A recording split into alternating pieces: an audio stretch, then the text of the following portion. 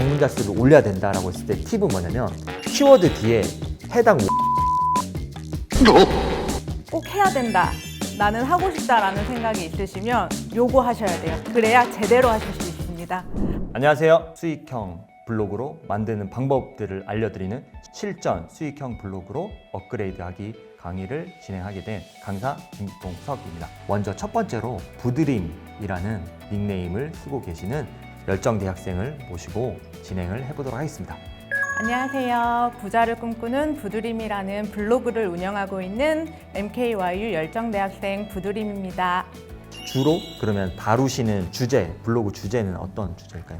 지금까지 한 거는 제가 어디를 갔다 온 후기라든지 약간 체험단을 할 수 있을 만한 그런 글을 좀 써보려고 했었어요. 어떻게 키워드를 잡으세요? 그날 쓰려고 했던 거에 그냥 주제. 혹시 자동 완성 검색어라는 기능을 혹시 아세요? 주기적으로 시간이나 아니면 일자별로 이게 순위가 바뀌거든요. 그래서 여기가 1위부터 검색량이 5위까지, 그럼 이거 6위, 7위, 8위, 9위, 10위가 되겠죠? 먼저 제목에 써야 될 것들은 이 1, 2, 3위에 있는 것들이죠. 예를 들어서 버거킹이라고 해볼게요. 제일 많은 검색량 트래픽을 가지고 오는 건 버거킹 메뉴라는 거예요.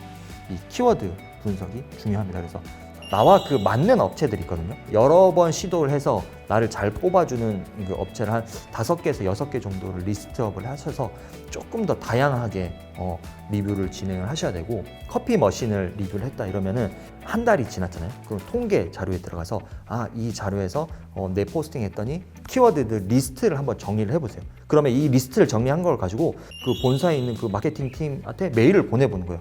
내가 이렇게 리뷰를 진행을 했더니 이렇게 이런 키워드들이 나왔다. 그래서 한번 제품을 홍보해보고 싶다라고 이야기를 하면서 접촉을 하는 거죠. 만약에 내가 단기간에 방문자 수를 올려야 된다라고 했을 때 팁은 뭐냐면 키워드 뒤에 해당 월이 붙는 거예요. 버거킹 1월 행사였어요. 그럼 1월 행사면은 1월에 그 트래픽량이 확 늘어나고 1월이 되면 꺼지게 되는 거예요. 그렇죠?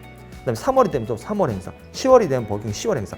이런 키워드들을 활용해서 써주면은 1월부터 12월까지 나의 안정적인 트래픽을 구축할 수 있는 그런 키워드들이 나온다는 거죠. 그래서 결국은 방문자 수가 올라간다는 거는 제품 체험단에서 경쟁력을 갖춘다 말씀을 한번 드려보겠습니다.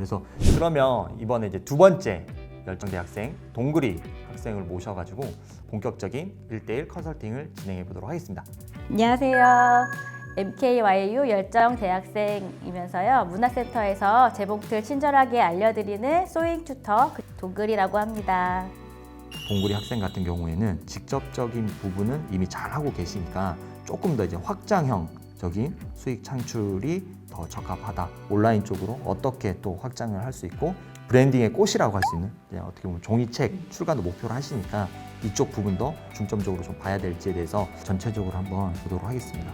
지금 이제 보시면 이제 재봉틀이나 소잉 컨텐츠를 좀 다루시고 강의를 하시는데 어떤 쪽 블로그 수익화를 지금 조금 더 방향성을 맞춰 나가고 싶으세요? 블로그를 키우면 더 많이 좀 더 수익화할 수 있는 게 뭔가 있을 텐데 방향성을 잘 모르겠더라고요. 그래서 그런 게 조금 더 확장된 수익화 이런 게 궁금했어요. 우리가 전략적으로 짧은 시간 안에 수익화를 이루기 위해서는 주제를 먼저 이제 한번 정해보시면 좋을 것 같아요. 예를 들어서 내가 소잉 강의를 하더라도 애완견을 잃는 사람이 주 타겟이 될 건지, 아니면 육아맘이나 그런 예비맘들이 주 타겟이 될 건지, 이것들을 먼저 명확하게 정하신 다음에 이웃들하고 소통을 해야 되겠죠.